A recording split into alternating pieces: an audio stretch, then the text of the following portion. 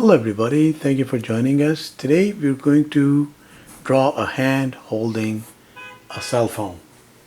So we are showing a certain like side view, but and the back of the phone, as we would see somebody holding it. So let's just get a conventional phone going here.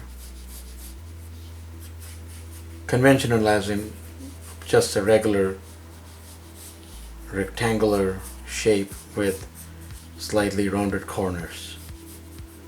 I guess that would represent the majority of phones that are out right now. And let's give it a little dimension there. Usually there's a camera somewhere here or here, so we have a cell phone.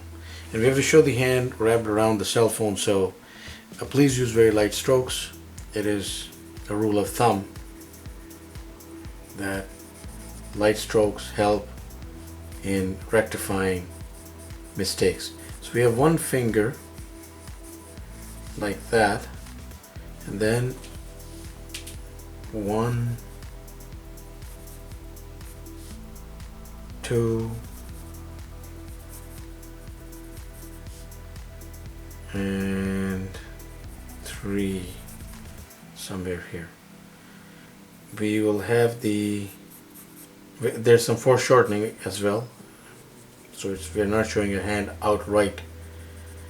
So the knuckles like start here, there's the knuckle set right there, and the back of the hand is here, the butt of the hand, or the palm is here, and it goes back into the wrist from that particular angle that we're trying to get going here. So we can start with some index, the smallest finger. And again, a rule of thumb is that let's put in the knuckles here. So 4 knuckles. We can do sausages, 1, 2, and 3, and here as well, 1, 2, and 3, 1, 2, and 3. So how far apart they are is something that we can change and we can work on, but generally this would be acceptable. And again, 1, 2, and 3, that's the index finger right there. The thumb is not visible in this particular I guess placement of the hand. So we get some fleshy interacting skin there between the fingers. Can make certain features more prominent. So the knuckles for sure.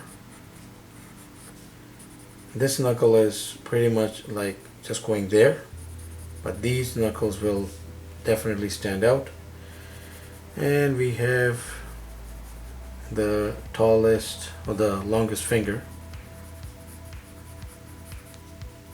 going backward there, and then some skin folds going there, and an index finger landing somewhere around there. The bottom of the phone vanishes there behind the smallest finger in this case. Now this is a really wide phone. I think the phone is much bigger, so it's kind of like a Galaxy, I guess, but conventionally we would make this a little smaller. So this line here might represent a more accurate conventional phone size, or we could have that. So again, or we could have like a small tablet being held in that certain placement of the hand. So some skin folds going there, nail nail, nail, and if you notice, this finger is going a little like that, like inward, more than these other fingers, because it's natural for the hand to, for the fingers to instinctively do their own thing and try to hold the object in an effective manner for us to work the magic. So there's the palm and there's the wrist going, and the general action is complete. Now we could always of course, let's say that we have some light source, we can just do a quick cross hatch right along the fingers if we wish.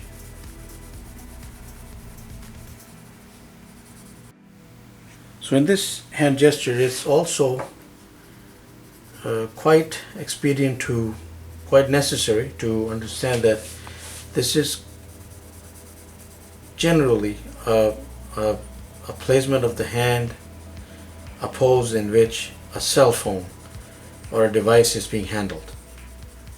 It's a very common, if we go around and look at people handling cell phones, and when they're taking selfies, or when they're especially pointing it in a certain direction to take snaps, this is a very common gesture that is, and in which, because of which the fingers act that way, and they are placed in this manner that it's handling something. In fact, if we something like cell phone, in fact, if we ask someone and just like place these fingers and the hand by itself and tell them to guess the device that is being held, or not the device would just give it away. So it will be a good exercise. Just draw the hand like this without the cell phone and just ask the person, what do you think this hand is holding, and they'll probably come up with cell phone, and that would be very accurate. Could be something else, could be a notebook, but cell phone for sure, like instinctively the fingers act that way. And this finger here could also have placement like that. It's because sometimes some folks are mindful of not getting the index finger over the camera if they're especially using it, so that would also probably work. And of course we can shift the placement of the fingers around. That is a little thin, but okay, it will just do for now, just to give an idea. So thank you for watching. Please subscribe, keep in touch, have yourself a wonderful day.